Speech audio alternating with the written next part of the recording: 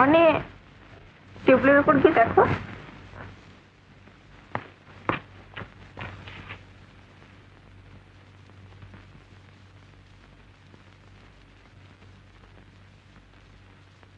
আপনি ওষুধগুলো রিপিট করবেন কেমন? আপনি এসব কি লিখেছেন?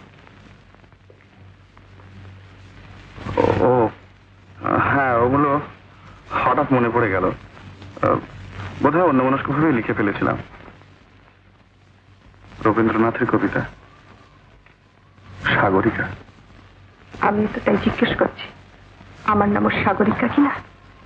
দেখুন, আপনার নাম শুনে হয়তো লাইন কটা মনে এসে থাকবে, কিন্তু আপনি বিশ্বাস করুন, আপনার দৃষ্টি আকর্ষণ করার কোনো চেষ্টাই আমার ছিল না। আমার দৃষ্টি আকর্ষণ না করলেও অন্যদের দৃষ্টি আকর্ষণ করেছেন।